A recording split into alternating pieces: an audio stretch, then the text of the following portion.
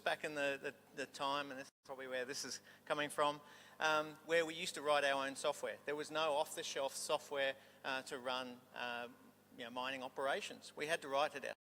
So we had a team of about 160 software developers, and so I helped transition from being an internally developed software house to helping organisations like Gemcom and a range of other, Mincom, who was based here in Brisbane, and a whole range of companies take over that role of providing software to the minerals industry.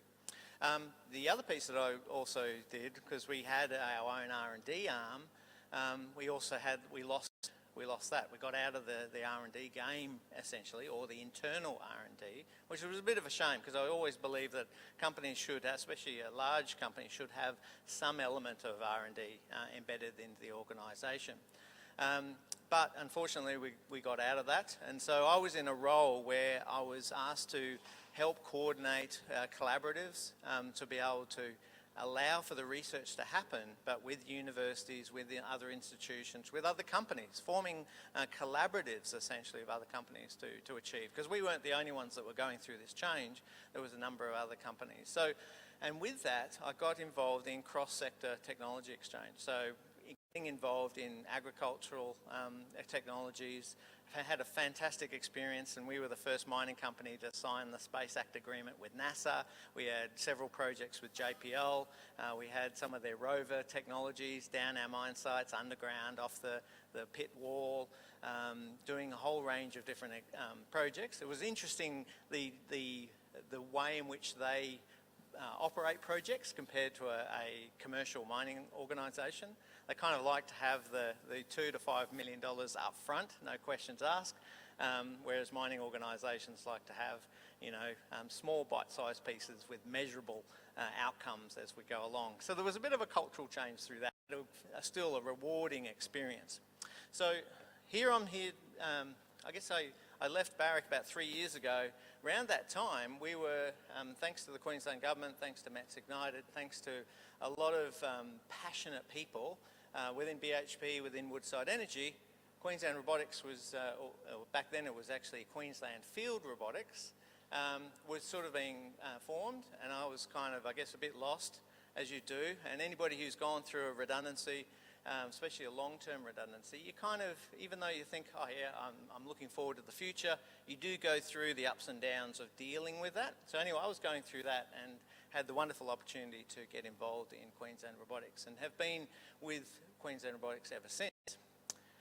So I'm going to dive into what is Queensland Robotics, and we are based here, I guess thanks in part to the Queensland Government and in particular Advanced Queensland. But we're also Queensland-wide, so we've got relationships all throughout Queensland, and we're strengthening those as we go. So who is Queensland Robotics? Hopefully this will work. It's an ecosystem, basically, and so it's building on the fact that we've got 30 plus years of capability development here in Queensland. Queensland is the place of a lot of firsts. We were the first port to be automated in the world. We had the first robotic abattoir. In fact, there was 3 built, one of which was built by BHP, believe it or not. We were the first to develop the fully autonomous load, haul, dump piece of equipment for underground, LHD as they're called, which was then commercialised by Caterpillar. There's a whole range of capability, but the problem that we're still facing, even today, is that we're not visible. We're not visible to large organisations. We're not visible to the international marketplace. And so what we've been trying to do is build out this ecosystem and strengthen. You'll see there are some foreign or some international organisations on that list. Part of that is to help with our confidence, because that's the other thing I noticed, is that we're not as confident as we could be. Now, having an international organisation part of the ecosystem, one of the things they do fairly quickly is highlight the strengths that we have and really help boost the confidence. So that's why we're very deliberate in trying to nurture relationships with our international partners. But the ecosystem is essentially multifaceted. So there's the actual people that are like you guys that are making money, that are businesses and so forth, the entrepreneurs, so to speak. There's a investment piece that's really important. That's growing, luckily. When we first started, this part of the map was very sparsely populated, and so now it's actually starting to develop out. We've got a good collection of corporates here. We've got a wonderful government from all three levels and different departments, and we've got a very rich academic capability here. And we still graduate more mechatronics engineers than anywhere else in the Western world. So it's a really good, interesting fact that we need to be leveraging.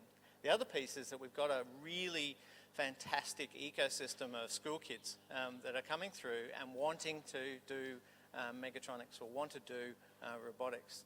But there's a couple of key failings that we're trying to help support, and there's a lot of great organisations doing so. And those failings are typically between the primary school and high school, and between the high school and then whether it's into TAFE or whether it's into academic institutions. It's not as linear as it needs to be, and we're losing people along the way. So there's a big issue there that we need to address. And there's some wonderful people actually here in the building and elsewhere in the community that are really actively helping in that area. So I do want to acknowledge that we are part of a larger ecosystem. So we are part of Robotics Australia. So Robotics Australia was stood up to be that national industry body and to be that advocacy. Because one of the issues that we've got is really to raise awareness of, hey, we are actually good at robotics. We can export robotic solutions. We're good at remote operations, and we need to sing that. And we need our politicians at every level to acknowledge that. And support us on that. Because one of the problems is what I'm seeing is we're in a robotics boom. Like, and I've actually explained, and many of you have heard me say this, it feels like when the Macintosh came out, right, during the dot-com boom. That's where we are in terms of a time frame. Prior to the Macintosh, yeah, things were okay and they worked quite well. But Macintosh kind of made it, a bit sexy and a bit really interesting, and things started to work really well. Well, that's where we're at from a robotics perspective. We're seeing some very mature solutions come through now, and things are just going to grow from now on. The other piece that I've also shown is the amount of investment that's happening. And unfortunately, it's not happening as big as it could be here, but you're looking at numbers overseas, and there's one that I quote, which is Turo, I think the Turo is the company. They received a $940 million seed investment, right? And then the following year, which was last year, or this year, sorry, another 500 million, right? But they're in logistics robotics, and so one of the key issues that COVID has definitely highlighted is logistics, and so that's part of the reason. So we can thank our little virus friend for a bit of that, but the number of investments that are happening globally in robotics is increasing significantly, and it's increasing here in Australia. So we just need to get it to the same level. But I'm really excited to see the growth. The other thing that we're challenged with is the narrative of robotics equals no jobs, because it's actually if we grow the industry, it means robotics actually can generate more jobs. And there is some different statistics depending on where you look. It varies, but essentially for every task that's automated, it can generate up to 5 to 7 new jobs. So this is a fact that we need to try and emphasise, and also what we're trying to do is demonstrate. So show areas by applying and creating robotics companies, we can actually generate new jobs. So this is a really important piece. Also I know there's someone from TAFE here. Put up your hand. Yay! So TAFE's doing a fantastic job because there's a real shortage of what we're calling robo-tradie, or at least Freelance Robotics has coined that term, and I think it's a fantastic term. But the technician piece is a gap that we've got at the moment. At the moment, there's a real lack of support service providers for implementation, especially in the resource sector, but also across the board. So it's not just the university levels, it's the technical level that we actually really need the growth. So keep up the good work there on TAFE. But it does create new jobs. The other piece is we've got some fantastic companies that are helping with the education space. And so we've got Micromelon just up there, but we've also got Steampunks that are doing a fantastic job with highlighting what's happening here. And they've just launched Steampunks TV in the US with Australian content. So it's actually Australians really selling what's happening here in the US. And so I think that's going to really contribute. So I wanted to keep it fairly brief, but I really do believe by linking all things together, we can actually achieve a sustainable future. And so it's taking that ownership in what's happening of our future. I'll give you a flip side. So if we don't do anything to support our robotics industry here, which is cross-sector, you look at every industry, there is robotics being applied. And it's not displacing jobs, as I emphasised, it's creating jobs. But if we can actually, if we don't support that, we can be a net importer because every other country is growing their robotics capability. So if we don't step up and really highlight what's possible and really help our businesses here get that visibility, get that export, access, whether it's through our existing programs or looking at other programs that we need to do to raise and give exposure to exports, we potentially could be a net importer of robotic solutions. So I think we can all rally together for a sustainable future. The other thing I should emphasise is that use of robotics does a number of things. For the dirty, dull and dangerous and distant jobs is it helps on the safety and mental health aspects, but there's also a lot of evidence around how it can reduce our energy consumption and can contribute to our greenhouse gas emissions aspects. So there's actually some really multiple motivators to get behind this. So I'll point out why another reason why we're here is that we also see a lot of synergies between the other groups that you're going to hear from. So robotics and XR, we see that there's an amazing capability that can be realised. So tourism was one that we're trying to get out there, but collaboration, future of collaboration is another one. There's a whole range of things. When you take a mine or you take an area that you've got no people that can go there for safety reasons, to have the ability to immerse yourself with the aid of a robot to actually inspect or to look at things is a fantastic capability. The other piece is the AI. Is a lot of these, and part of that maturity that I talked about, part of that is because of the evolution and the maturity of the AI solutions that are coming out and the technology that's embedded on that. With that, thank you. Fantastic, thank you very much for that.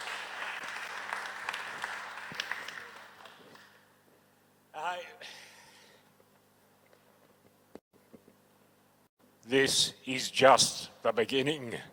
We are going to see so many fantastic things happen over the ensuing years, particularly now with the Olympic Games coming up. There is going to be mass investment into this combination of robotics, XR and AI, and we're going to see them as absolute leading industries in Queensland, in Australia and in the world.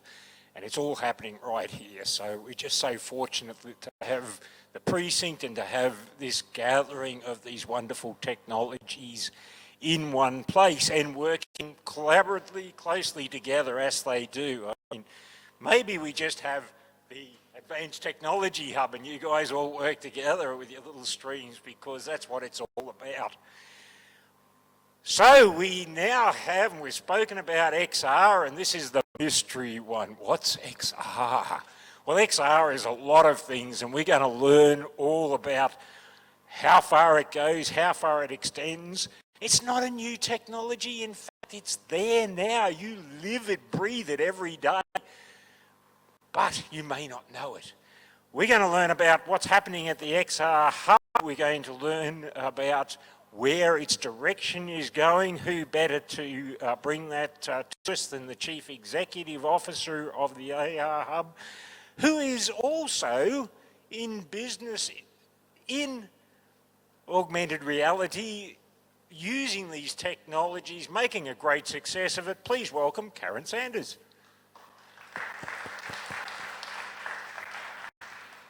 Thanks, Karen. Thanks, Ian.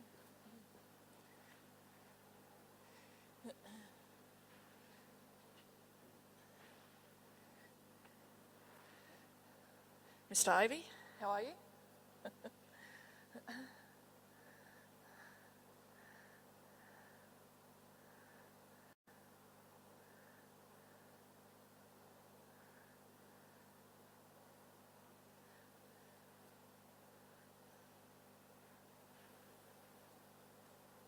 Thank you very much.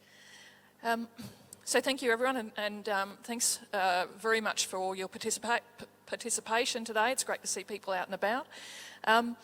So Queensland XR Hub, so we're co-funded by Advanced Queensland and Screen Queensland, and I'll have a little bit of a look at what it means re-Screen Queensland a bit later in the presentation, but there's a lot going on in the XR sector in the film and media area. And we're really, our mandate is to create an ecosystem for XR companies here in Queensland, and we've been purposefully actively engaging with industry and local XR companies here in Brisbane in the short term, just to see whether we can uncover any local opportunities for startups. That's what we've been primarily doing in the past sort of 6 months, and there's been some good interest in the technology. So, the hub is very similar to any other kind of technology hub that you'd be familiar with. We've really got to grow capability, community, provide education, promotion of what XR is, and attract investment in for members. What is XR? So the XR is a technology, like Ian said, it's been around for quite some time, and people would know it for the defence and health sectors a lot. So defence and health have been using simulations and virtual technologies for many years. It's been quite an expensive technology to date, but with the run on the with commercial headsets now, XR has become a affordable technology for industry. And we've also been, I guess, assisted somewhat by COVID, because you are able to use these technologies to train people remotely as well. And if you have a look at a statistic, PwC predicts that XR could potentially deliver about 1.5 trillion to the global economy by 2030. So, you know, if they're big numbers they talk about.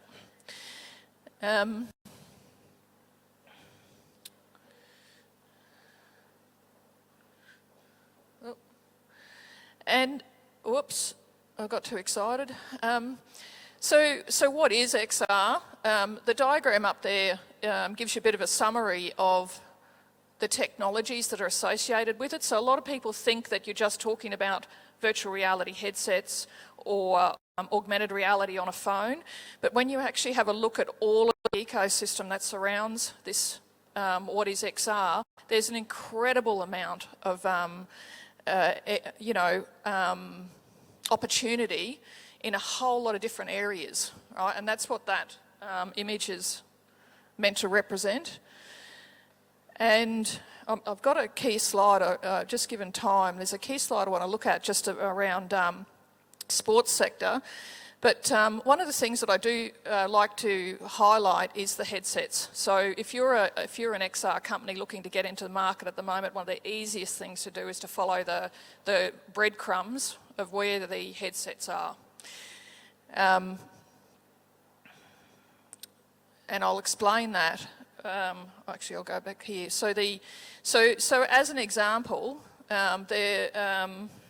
Microsoft has just won, I think it's a $20 billion contract with the US Defence Force to supply HoloLens into all of the helmets for the Defence Force. So if you can imagine a HoloLens headset built into a military helmet, they're going to be looking for applications to get on that headset, right? So follow the headsets, and that's where you'll find your market at the moment. So everyone's talking about Olympics at the moment, so I thought I'd throw in a specific slide about that. But when you have a look at where XR fits just in the sports and events sector, again, it's huge. So the remit for the XR Hub is really broad when you think about it, and what we're trying to do is to, I guess, educate locally here as well. Government and industry, all of the places that XR companies can touch. So if you just have a look at some of these sports and event applications, you've got digital twin modelling that people are aware of already, visual planning, you can train staff in VR, you're already seeing AR applications out there like Pokemon Go that can be used for interactive tourism. Esports are massive at the moment, and esports are being used to generate tourism numbers into various capital cities around the world as well. So there's hundreds of areas where XR fits in just into the sports sector as well. So we're hoping to ignite some really interesting challenges in the next 6 months that will showcase what Queensland talent can do here in the sports sector.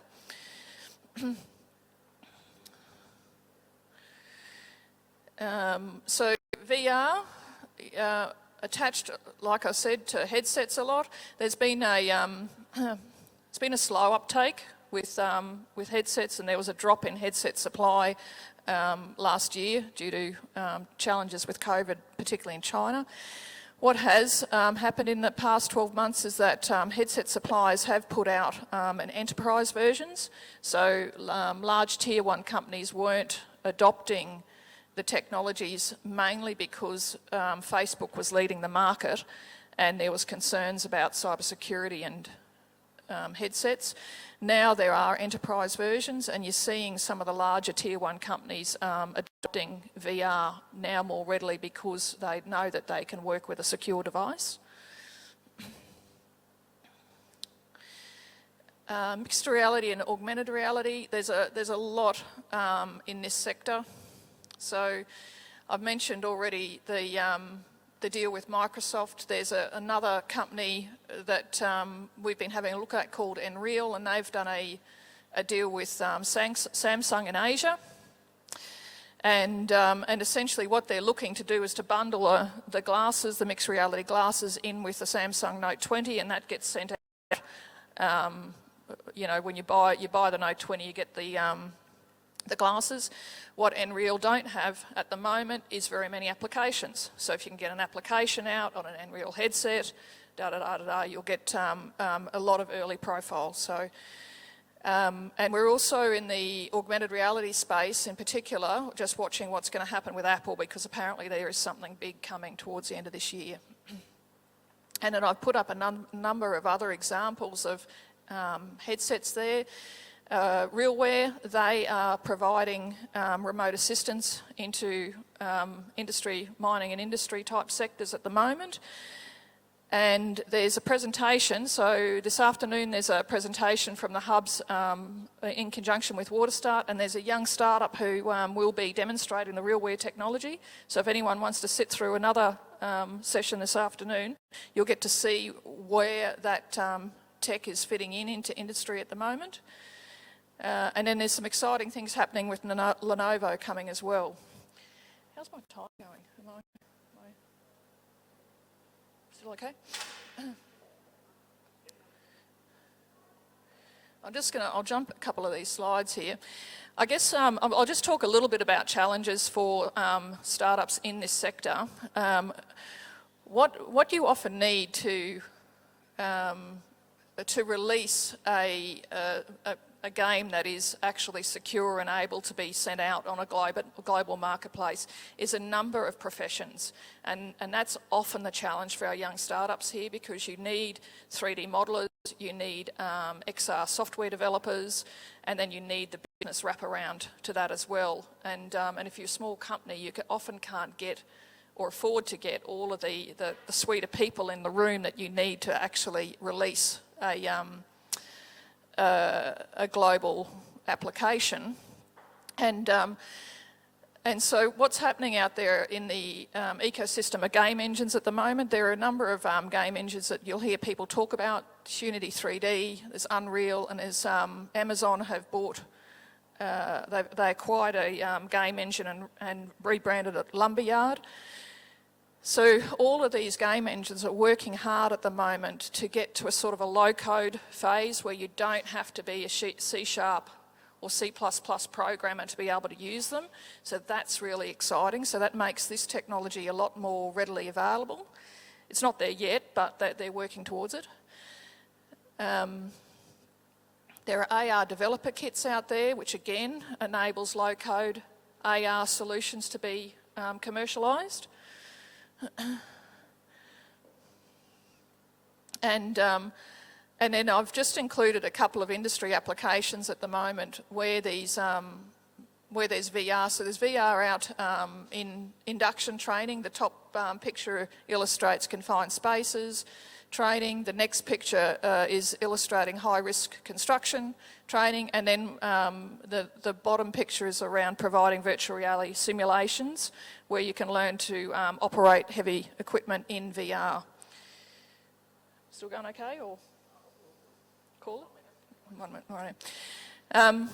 And similarly, some AR industry applications. So we've got some members here in Brisbane doing some really cool stuff in this space.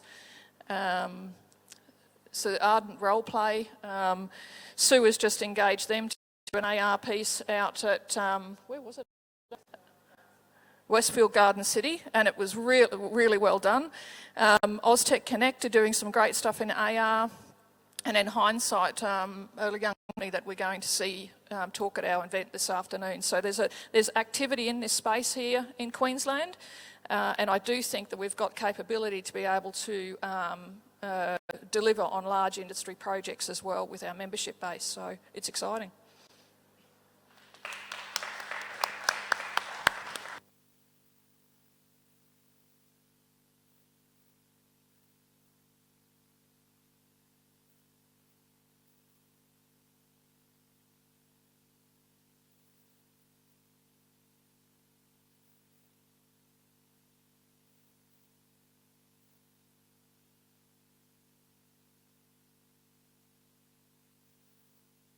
Get this thing working again. No. No. Yeah, now we've got it working again. That's fantastic. Yeah, just I hope everybody online got that message that if you could please put your questions onto chat and send them through, we will certainly be very pleased to address those. Our next speaker is none other than the CEO for Queensland Artificial Intelligence. Now, it's a bit of an oxymoron concept because I find there's little enough of real intelligence in many circles in Queensland, but not in this room. Lots of intelligence and now artificial. This is just really mind-blowing stuff. Please welcome Keay.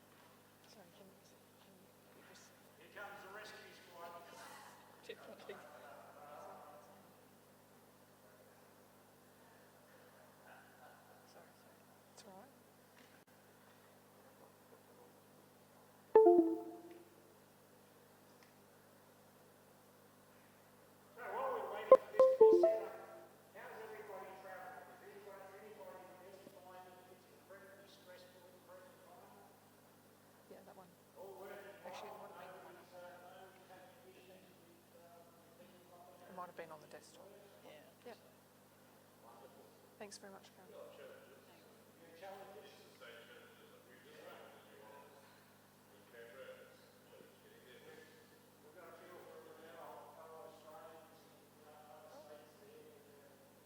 Oh, that's the wrong title. Keep going.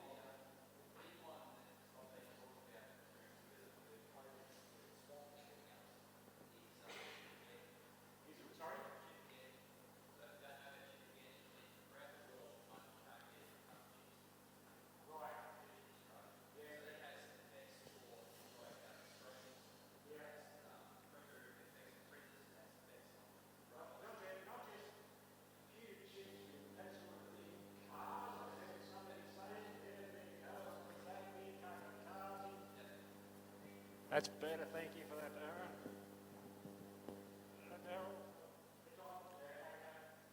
I'll just turn it back on again, see.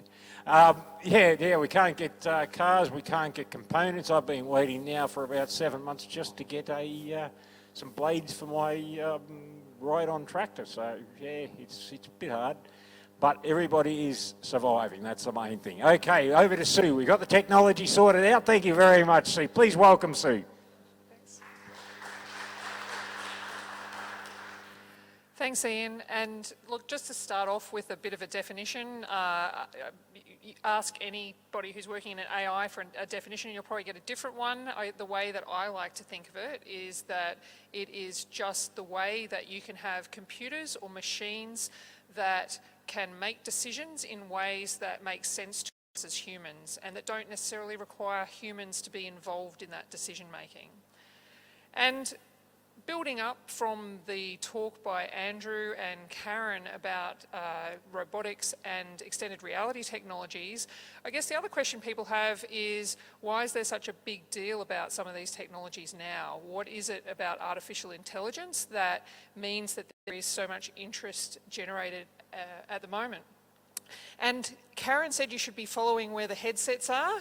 I'm probably, look at it from a more, the base level of just following the money. So what we do know is that around the world there are being huge investments made in artificial intelligence at the moment. Nearly every country in the world has a national AI strategy with the exception of Australia. And those strategies are guiding a lot of these investments that are really going to shape how our future economies are going to evolve. The Queensland Government has been proactive in supporting the local artificial intelligence industry by setting up the Queensland AI Hub. I skipped one. And we exist not only to support the local AI industry, which includes robotics, and as Andrew said, I think suffers from the problem of being largely invisible. Often when people think about artificial intelligence, they think that perhaps you have to go to some of the big tech companies and that these things are only created overseas. But actually, in reality, we have quite a flourishing AI industry here, not just in Queensland, but in Australia. And I guess the other part of what we're trying to do, though, is to encourage and give confidence to government agencies and corporates to adopt artificial intelligence technologies. And when everything comes together, hopefully what we'll be doing is connecting those government people who want to adopt AI with our local AI capability so that we can really start to build that industry up. And the reason why this has evolved in Queensland has really been a bit of a grassroots movement. There was initially a Queensland AI meetup group that formed probably 5 years ago here that quickly grew to more than 3,000 members. So that alerted the Queensland Government to the fact that there was something happening in Queensland around artificial intelligence and it was worth exploring. And that ties into the fact that Queensland has got the fastest growth in startup businesses. A lot of people are not aware of how strong our tech sector is, and that's because it's kind of hidden away in other areas, but we are actually responsible for developing 60% of the world's mining software, which is a really good tech base for us to be able to build artificial intelligence. I know from my previous role as Research Director at CSIRO's Data 61 in cyber-physical systems that Queensland has Australia's greatest capability in this area. So that includes all of your physical forms of artificial intelligence, robotics, sensing systems, IoT, cybernetics. We actually have a great strength in that here in Queensland. We're very fortunate with our local universities, and I mean there are a number of different rankings that you could have a look at, but we're very strong in our AI research and talent development. And I guess like the rest of Australia, we're fortunate to have a stable and progressive political climate, so that should actually make it a very good and attractive proposition so that we can make sure that the talent and technologies that we're currently creating in artificial intelligence find reasons to stay here and build their global businesses. And I guess the other question, you know, apart from following the money, there are also technical reasons why this is now the time for artificial intelligence. Because artificial intelligence has been around since the 1950s, but it's making its mark now due to really the huge increase in the amount of computer processing power available, coupled with miniaturization, improvements in battery technology, just general robustness, the ability to lightweight and miniaturize these technologies, which now mean that unlike the very first computer in the world, the ENIAC computer, which weighed more than 30 tons, we now have more processing power, you know, in the form of our phones that we carry around in our pockets or handbags all of the time. And this has had a huge impact on the ability for artificial intelligence to be applied across a whole range of different applications. And just to give you a quick snapshot of some examples of companies that are developing things here, right here in Queensland, just keeping an eye on the time to make sure we have enough time for you to hear from Darren from Artemis Robotics, because you won't want to miss that. This is a local company, Maxwell Plus, that is looking at applying artificial intelligence to medical imaging, and they have developed a very reliable way to be able to detect prostate cancer, which they have been rolling out into different health clinics. Another application is called ResApp, which was based on University of Queensland research, which allows you, and you can imagine the usefulness of something like this during COVID, allows you to diagnose respiratory illness simply by someone coughing into their phone. Now, all of these things are diagnostic tools, so they support a clinician in actually making the diagnosis, and then the clinician will actually recommend the treatment options. But it also means that you don't actually have to be physically near a patient or potentially someone who is contagious with something like COVID-19 to be able to get an indication of what illness they might be suffering from. Another local company, Stethey, has developed a digital stethoscope, which again doesn't require for there to be a physician directly involved. It allows us to monitor people's heart rates. And unfortunately, this is not Australian-developed technology. This is a Da Vinci surgical robot. But the Wesley Hospital, as far as I know, is still Australia's busiest robotic hospital. So a lot of these technologies are not only being developed here in Australia or being implemented here in Australia, you might not even be aware that they're happening in your own backyard.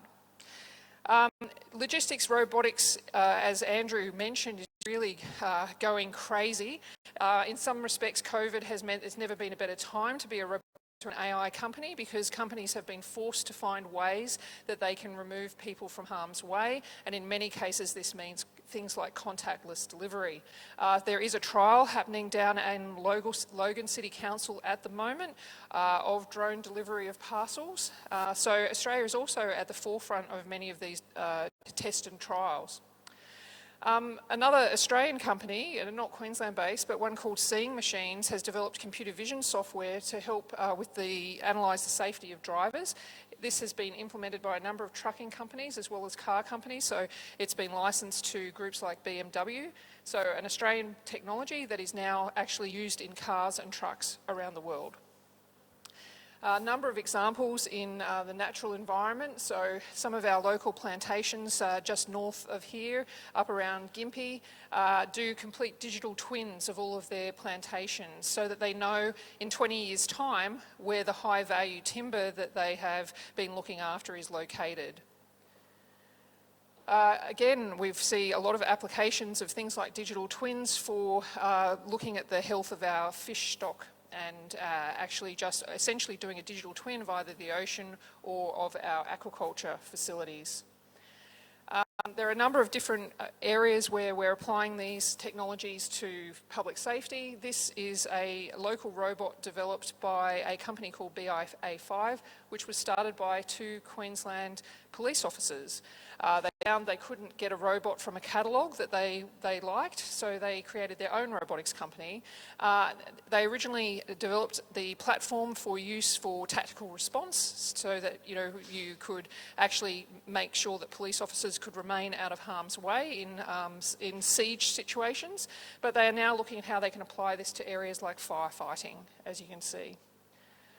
And again, another local company based here in Brisbane, but also with a test range at Dalby, is GuardTech, which works with the defence industry to actually be able to train our armed forces in how to respond to artificial intelligence-led threats. So essentially they build these fake tanks that are operated by AI, which our defence personnel have to be able to respond to. Because increasingly, our defence forces will face threats from artificial intelligence, and we have to find ways that we can safeguard them against those threats.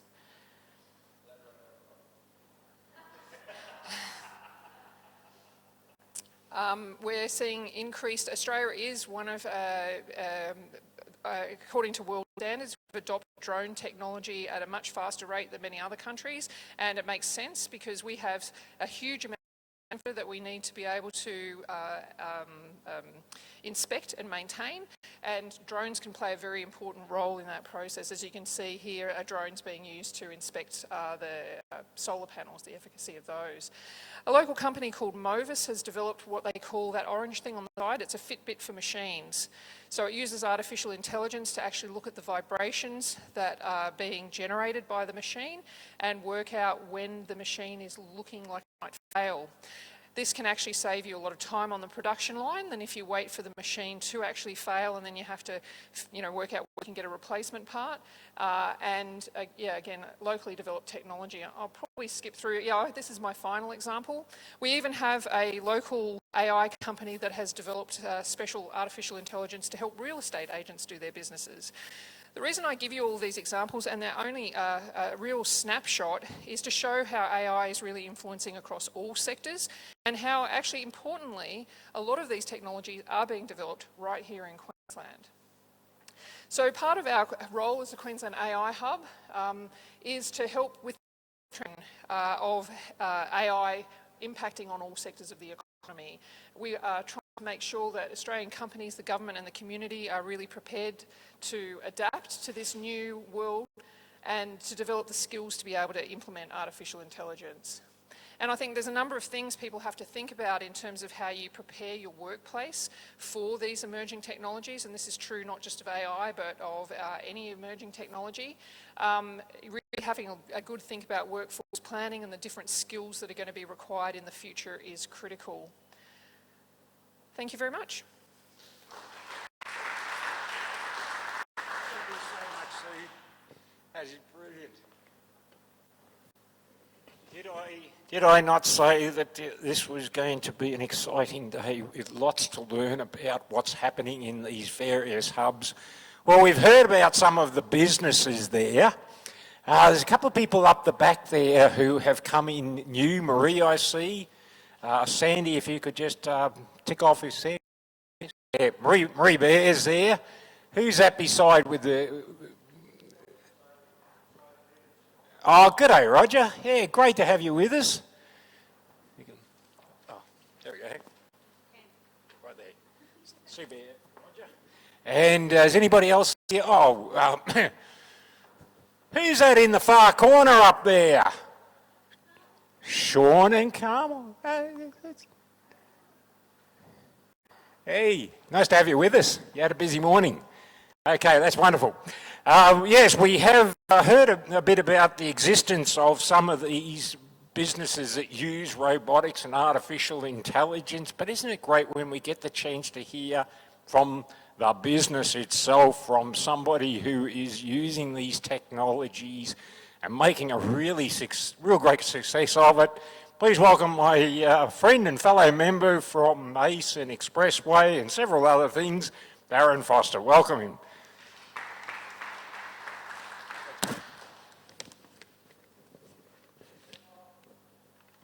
So before I get started with my presentation, I'm going to relate an anecdotal story, and the reason I'm going to relate this is because of something that Sue just said at the end of her presentation there. So my brother is in real estate, and he picked me up from the airport last night, and I told him about this meeting. I said, you should come along to this meeting. You'll probably learn something here. You'll find something in the presentation that you'll like, and you might be able to use it in real estate. And he's like, well, you know, real estate's really a hands-on type of thing, and it's a personal touch. And I looked at him and said, you realise AI is going to revolutionise every business, and you'd be able to use AI in your business. And he's like, well, I can't see how that'd happen. And we've got a lot of, he says, we've got a lot of automated forms already, but a lot of it's really, you know, face-to-face, meeting people and being in front of them. And knowing a little bit about his business, because I stay with him every time I come, and I said to him, well, how much time do you spend looking for real estate to sell? And he said, oh, I spend a lot of time looking for real estate to sell. And I said, well, do you realise how easy it would be to create a deep learning program which searches the web for you so that you can actually put in parameters that would be able to find exactly what it is that your clients are looking for and target it specifically for what they want? And he sort of looked at me while he was driving the car and went, you're kidding, you can't do that, can you? And I looked at him and said, there's at least a half a dozen companies here in Brisbane that would be able to build something for you that's like that. But that's a really anecdotal piece of information for you, is how it's easy for us to underestimate what technology is capable of for us in every aspect of business right now. The presentation that you're going to see here today, while it will have some aspects of what our technology is capable of, really it's about the journey of how we got to where we are today. And those of you who know my company will know that there is a bit of a branding change up here. We have been known for a long time as Artemis Robotics, and we've now changed in the US to Artemis Structural Intelligence. And you're going to find out why as we go through this. I'm very closely associated with Sue. I knew Sue when she was at CSIRO, and I really extolled the fact that she needed to do something with Data 61 and the Sixth Wave Alliance, and we needed to get it up and running, and she sort of looked at me and went, I'm really frustrated here, Darren, and I understand what we need to do, but this is really difficult. But from that, we grew the Australian Robotics Group, the Queensland Robotics Cluster, which was absolutely fantastic. We're able to now go out to the world and showcase what we're able to do in the world. Karen I met through a Trade and Investment Queensland trade mission to Japan up in Tokyo, and it was really great to see her product and to watch the way that she's grown and the way that that's been able to expand over the years. And of course Andrew, who you heard from earlier, I sit on the board with Andrew of the Queensland Robotics Cluster, and again that's a really good cluster of companies that are trying to get things started here in Queensland. Now, a quick word of warning for those of us who are on Zoom. If you have got headphones on, I might suggest that you turn them down. And that didn't do what it was supposed to do.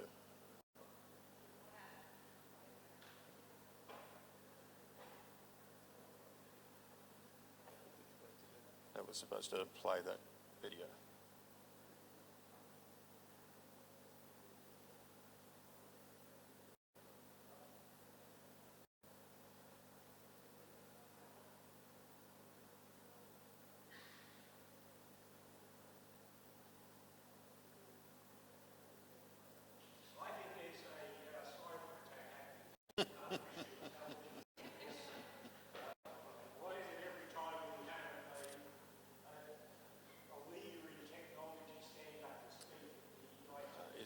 Yes, that's why it's not playing.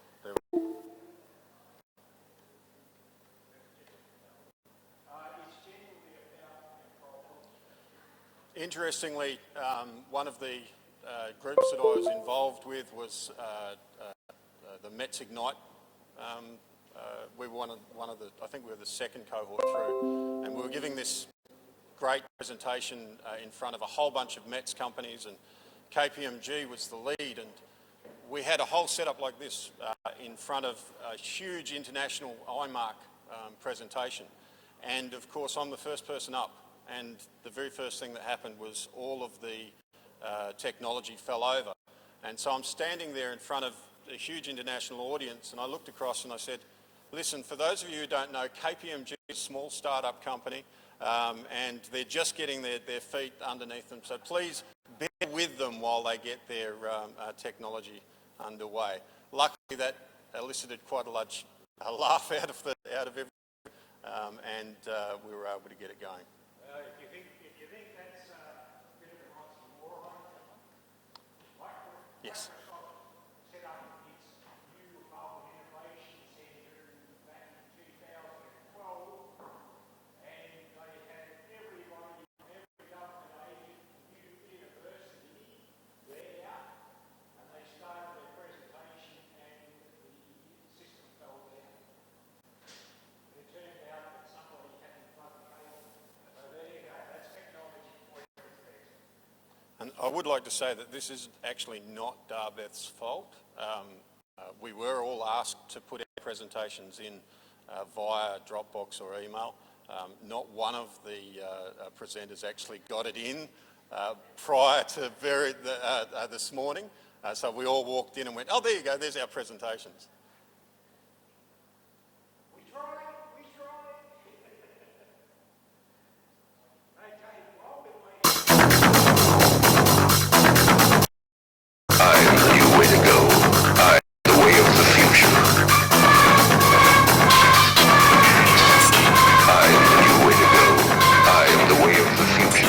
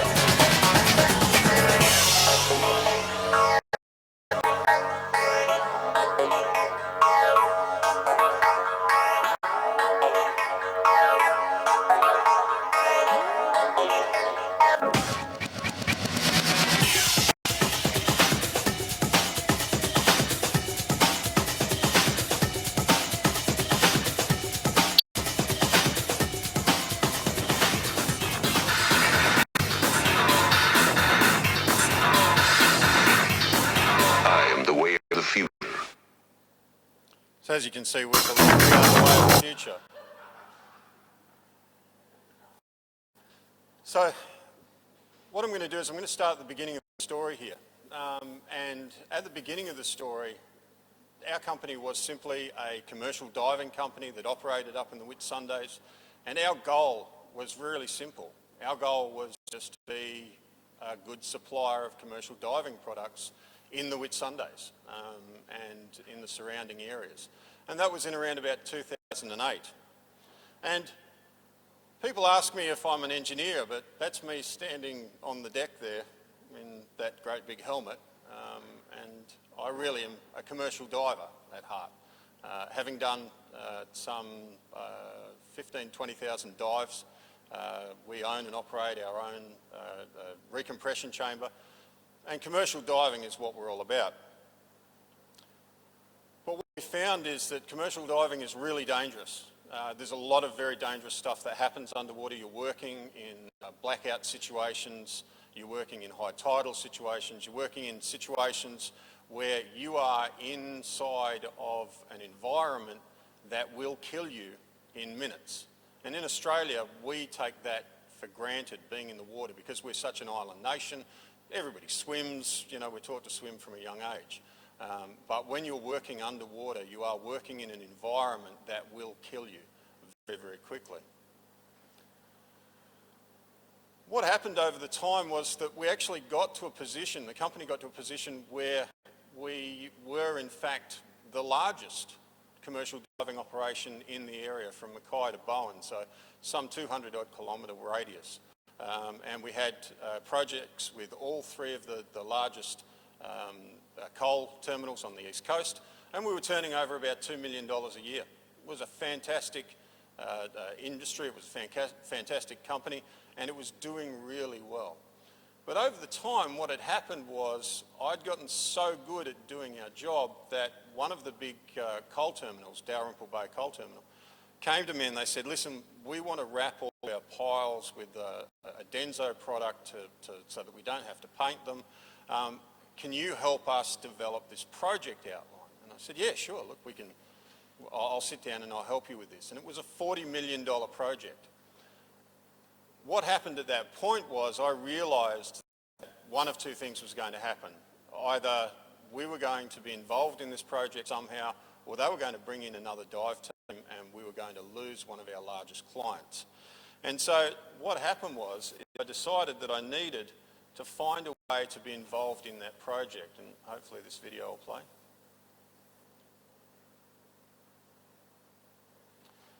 And I knew something that the other companies who were going to pitch for this project didn't know.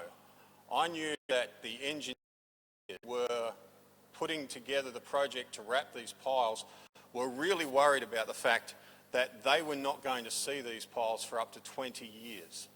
And so I had two ways to compete with the big majors in the sector.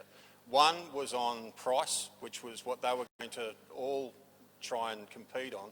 The other was on service. We were all going to provide the same sort of service.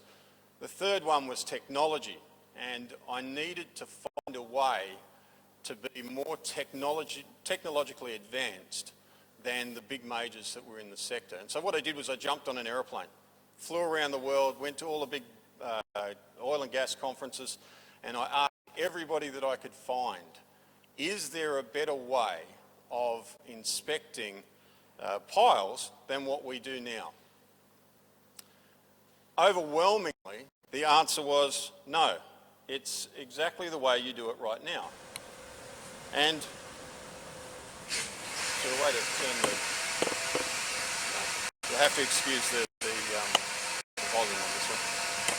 This is our very first prototype. I ended up in Seattle. I drew this prototype on the back of a napkin flying back from London one night, sitting up dejected and worried because everybody else in the world told me, you can't do this, Darren, this doesn't exist. And a year later, I had spent 12 months in Seattle. We had built this very first prototype, and we were in a situation where we thought we were going to be able to compete against the big majors, and we were going to have something that nobody else had. Now, believe it or not, it took me 12 months to realise I just changed the entire industry. I hadn't built something for me. I'd built something that had the capability to change the entire industry, the way the entire industry does what it currently does. And while I was sitting in Seattle today, about 3 years in, I was sitting in Seattle one day, I got a telephone call on my Australian telephone. And it was a call from a company in Texas. And they said, Darren, we've heard what you're doing. Can you come down to Texas and come and see us? We're in Houston and we'd love to talk to you about what you're doing. This was early 2015. That company had just been given $100 million by a very large venture capital firm out of Norway called High Tech Vision. And High Tech was in the process of looking at ways in which they could revolutionise the oil and gas industry. The company who approached us said, this is great, we want to be part of what you're doing, and they offered us $10 million for 20% of the company. We hadn't even finished the prototype. Unfortunately, those of you who know your history, 2015, oil and gas industry fell into a great big hole, and $100 million that High Tech Vision had given this company suddenly disappeared because they had made a huge, great big loss. So at that point, I decided it's time to bring this home and raise capital at home. And what we were looking to do was to raise capital here and start one of the very first robotics building companies in Australia. We knew it was going to be a stretch, but we'd been given reassurances by people who were trust that here in Australia we would be able to find the money that we needed to be able to raise the capital and get this up and running. And again, this is in 2016. And unfortunately, that didn't happen. And in fact, what happened was my company, Whitsunday Moorings and Marine Construction, ran into serious financial difficulties. We lost a lot of our big, clients, and we had to strip that company back down to its bare bones. We went from a $2 million turnover to the worst our trading was at one point was $120,000. You can imagine that we were really financially stretched. We had a lot of money owed to the banks, still do, and that company is still limping along, trying to trade its way out of the problem that occurred during that period in time. And you can imagine that stripping any company back like that is quite hard, but then of course I live in the Whitsundays.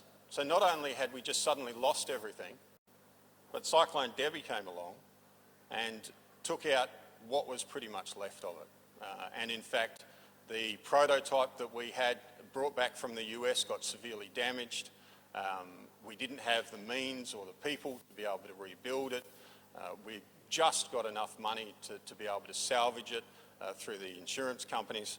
And of course, I'm in charge of that whole thing, right? So I'm letting people go. I've brought people across from the US. I've had to send them home. You know, these are people who uprooted their lives. They came... Can I just butt in for a sec there? Look, we asked Darren to give warts and all story about his progression. We're getting a warts and all story. That's what we really need to hear, because business isn't easy. You know, the principles of business are the same. You know, they're reasonably simple to understand, but there's always things come along and get in the way. We're partway through a story. We are delayed because of some technical issues there. I'll give you, the audience, the option. Would you mind if the meeting went on for just a few minutes longer so that we can hear more of Darren's story? Yeah, I think I'm getting head nods there. So, Darren, rather than kick you off while we're halfway through, mate. Thank you. I was actually going to hide the bell from you, just so that we both know. We would have been wrestling on the floor, and I'm not sure who would have won, but I'm pretty sure the bets might have been loaded. So, but during this time, what I was really lucky and able to do, even though I was suffering from depression, even though I was really worried about where my companies were going, I didn't know what was happening in the future, we were able to start accessing grants, and that's what happens when you get down at the bottom of that, the bucket, is you start to look around and say, how can I do things differently? And we were able to access $900,000 worth of ARC linkage grants that cost us $90,000. So that's research and development that cost us that had an overall price tag of $900,000 and to date has cost us $90,000, a tenth of what the actual cost to get that done is. And we've been able to keep creating value in our company by doing that. And for those of you who are out there, when you think you're raising money for something, trust me, you're not raising money to try and get more money in the door and to create turnover in the first instance. What your investors want is they want you to keep creating value in your company. They don't care if you're making a profit. What they care is, have you created more value in your company? Because if you've created more value in your company, your share price goes up. And if your share price goes up, they can get out with a profit. So at the bottom of my lowest ebb in depression, I met this guy, John Morton. He's now head of direct investments for Impact Investments in WA. At that time, he was trying to put together a $500 million fund for startups just like me in the mining industry. And while I was in Western Australia one day talking to John and having dinner with him, he looked at me and he said, "Darren, what's wrong?" And I looked at him and I said, "John, I'm really worried." And he said, "Well, what are you worried about?" And I said, "Well, I'm really worried because I don't know how I'm going to feed my family. I don't know how I'm going to get through what I'm doing, and if everything folds and the banks come in and they take the lot, I really don't know what I'm going to do." And John did probably the best thing he could have done. He laughed at me. He laughed at me and he said, "Darren, you're going to be fine." And I said, "Well, what do you mean I'm going to be fine?" He said, "Darren, you have got one of the most bankable sets of skills that I've ever seen." He said, "The things that you've been able to create over the period of time has meant that you've actually got a really big skill set that you're not aware of." And that's the thing that I'd say to every one of the entrepreneurs in this room, everybody who's online and anybody who ever sees this. Do not underestimate the value of what you've gone through as an entrepreneur, because every single day you are learning to overcome a problem. And every single day that you wake up in the morning and overcome those problems is another day you've made some huge learnings. So through that experience, I started to become a part of things like the ARC network, the ACE network. I started to plug myself into LinkedIn. I started to turn up here and I started to talk to people and I started to expand my networks. Through doing that and becoming a part of the TIQ networks and using Austrade and all of the other things that were available to me, I was able to get in touch with this group, CEO Connections. CEO Connections cost $15,000 to join. I didn't have $15,000. Trade Investment Queensland paid for it for me. Trade Investment Queensland paid for me to join a group of CEOs in the USA whose companies have a turnover of between $100 million and $1 billion annually. Now you can imagine what that means. And in fact, I spoke to Katie and Mike here this morning. Just this week, I was introduced to one of the largest, the CEOs of one of the largest not-for-profits in the world. So through CEO Connections, I've been able to connect with a company called Siegel. Siegel is one of the largest consulting firms in the US. Siegel has been kind enough, one of the largest consulting firms in the US, has been kind enough because they have such faith in what we're doing. They've said, "Darren, we're going to provide you our services for free until such time as you are able to raise capital. And we're going to help you raise capital. You've got access to every part of our consulting firm, and we're going to help you raise capital."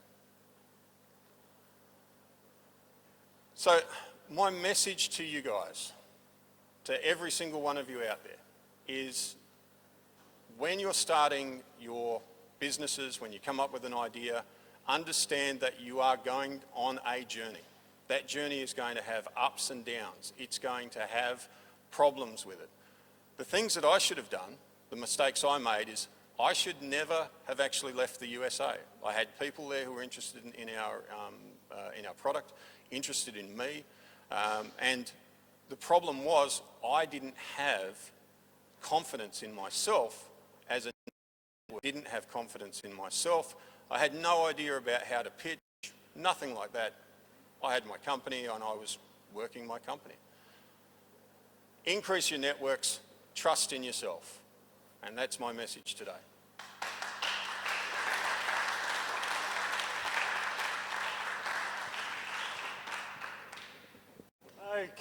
Thank you very much.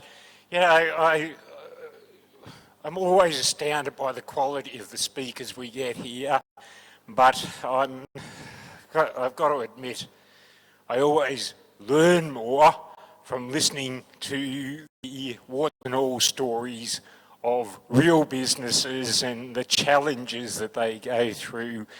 And you've got to show empathy to business people. It's not an easy road. Nobody's handing it to you. I see John there. What a terrific, tenacious man he is to take his business where it is, and so many others of you. Congratulations to all in business. Thank you very much for that, Darren. That was fascinating, and I want to learn a lot more. We are behind time. I just will ask, is there any key questions that you have that you would like to share with the rest of the audience? If you have questions of any of the speakers at this point, bearing in mind we are, or many of you are going for a tour and going to have a bit of a look at these different facilities and the entire precinct. Any questions from the floor? Good, because we've got one set. Yeah, that's fine, no problem.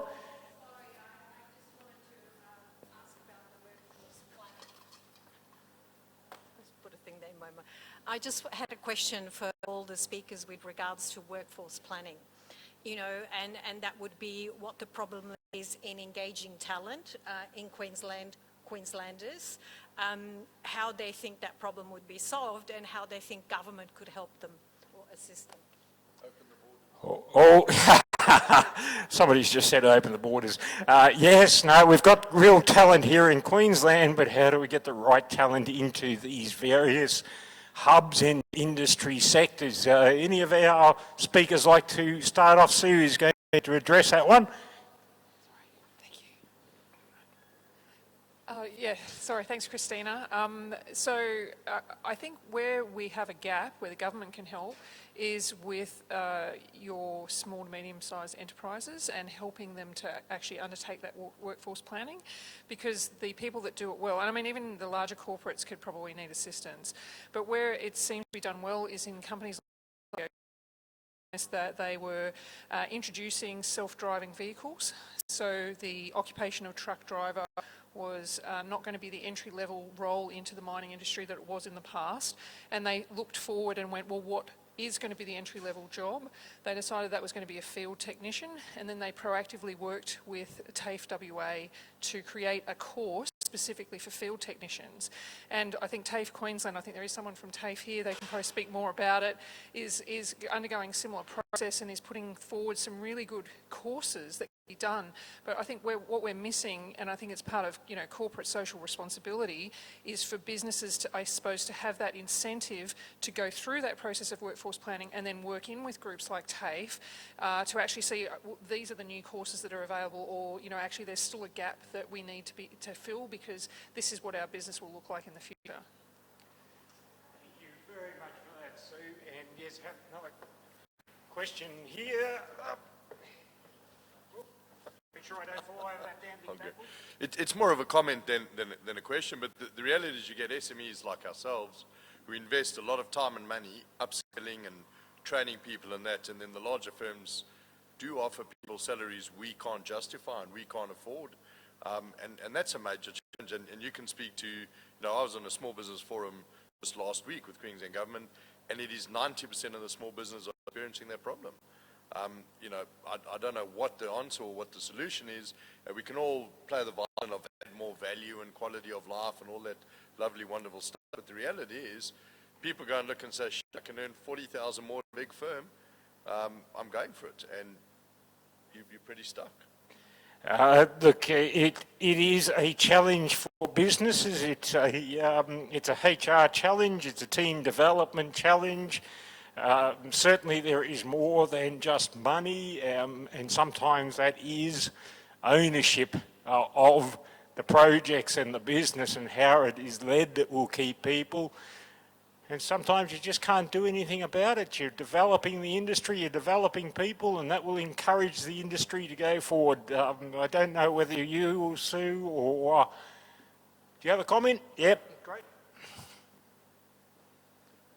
So, interestingly, you saw that one of the groups I'm now involved with is CEO Connections, and there's 15,000 members of that. And this is actually a question that comes up regularly, and we've now formed a small working group to try and help solve it.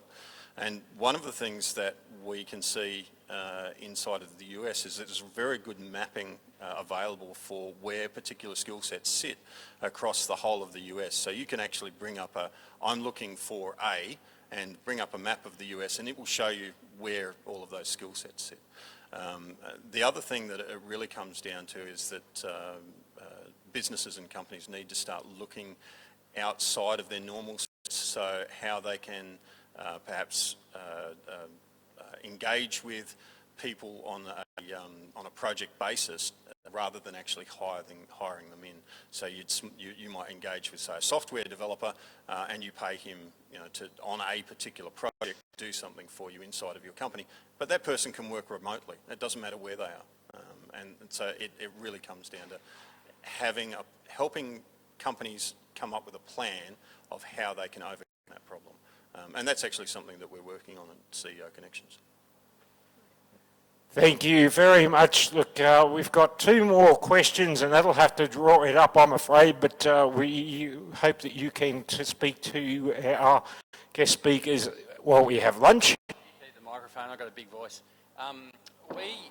Addressing what you just said and what you said, we had the same problem in a business I walked in a few years ago. And one of the things we realised was very clear was that it really wasn't about how much you pay people. People want to stay because you engage them and you get them involved in something exciting like what Darren's talking about. The people that want to get a career that pays lots of dollars are really not invested in having a good time per se. They're invested in earning money to buy themselves a nice car and a nice house, as opposed to having experience. And so our way of dealing with that was one to provide equity. We called it golden handcuffs, quite literally. That was the term was used in management, because the way of giving out equity was spread over a long period. You got it, it was 5 years in the future sort of thing. So it created an impetus to be there. And the other thing that we did was we went about finding out what it was that mattered to them in terms of where they worked, how they worked, and so on. So that meant working All right, we just in the interest of time, this is a subject that I really would like you to all come along. We're going to redo this, and we have already several times on this issue of leadership and employment and how you really bind people to the company. But I'd just like to get these last couple of questions, or last question here on this advanced technology. Richard, I think you had something. Hi, Darren. Thanks very much for your story. I think everyone here really appreciate it. Very morale boosting. Like a technical question, whether the problems are like purely on the robotic side or more on the sensing and imaging technology for your pylon scanning prototype?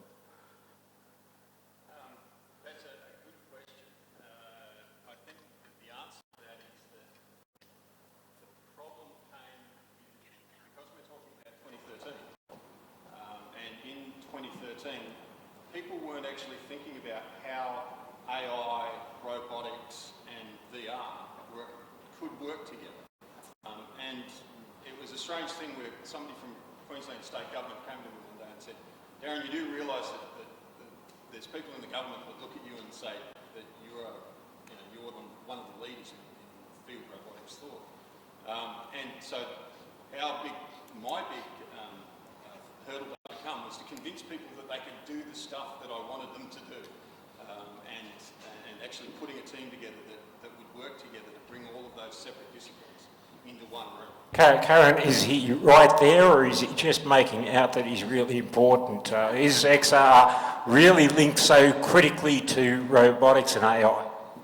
Yeah, it is absolutely, and Dan's also right on the timing. Like, if you were trying to get something out in what he was doing 5 or 10 years ago, it was an almost impossibility because the world didn't necessarily understand what it is you were talking about, but it's come forward leaps and bounds now. So CEOs of large corporates now understand what is VR, what is AI, what is robotics, whereas before you couldn't even find anyone in an organisation to engage with who didn't think you're a bit nutty.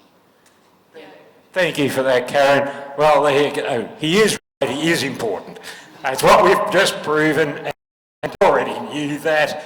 Lovely to have such a wonderful group of people with us. Oh, here's Andrew. Did you have anything to say on this? No, just thank you very much for coming along. It's been great, and it's a wonderful community to work with, so I'm proud. Okay, thanks, mate. Look, just one more quick thing. Because it's lunchtime, I did say that Sandy's going to give you some good news about the QI Hub. Who hasn't signed into QI Hub yet? Sign into QI Hub. I mean, we're trying to channel information to help you into one easy to find place so that you don't have to troll through pages of web pages and everything else to get information about events and about grants and what the government's doing and about organisations and businesses here in Queensland. Sandy, tell us about QI Hub. Hi, thanks Ian. I just want to it was our first anniversary last week, so we're 1 year old, and for a very, very new platform,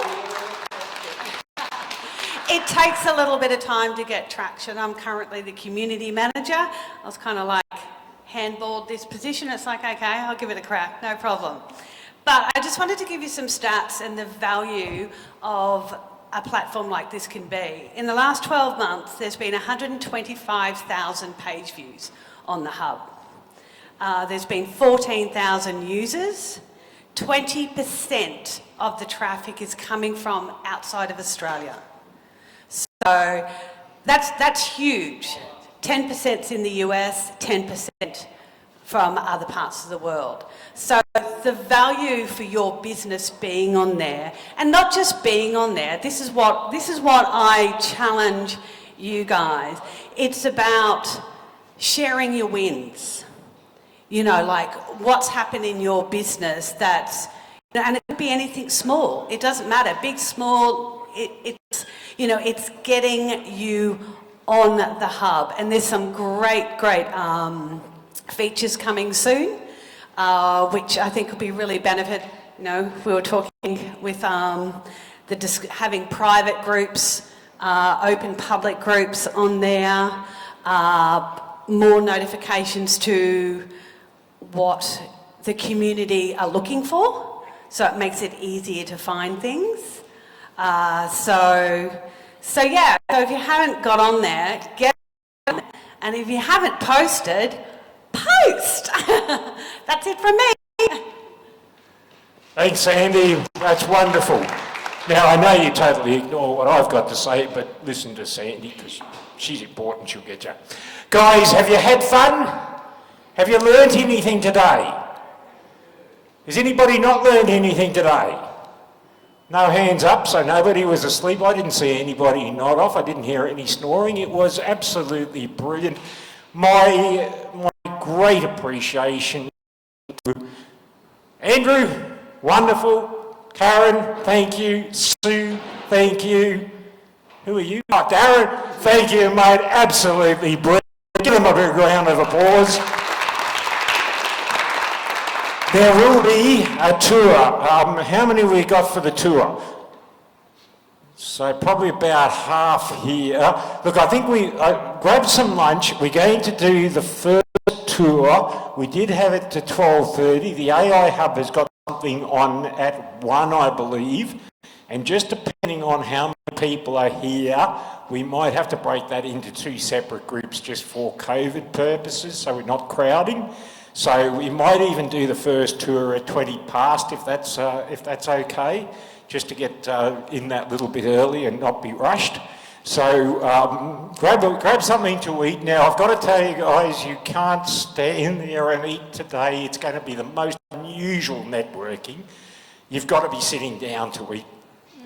And so get yourself something to eat, get yourself a drink. Look around now, you've all heard who's doing what. So now is your opportunity to reshuffle, find who you want to sit next to have a conversation, or who you want to avoid. When you get back here, bring your lunch back, have a bit of a chat. At about 20 past, if you can please, if you're doing the tour, come down to the front here and we'll just see who does the first one and the second one. If we have to do it, we'll be 15 minutes later, okay? Thank you, souls. Have a fantastic rest of the day. Cheers.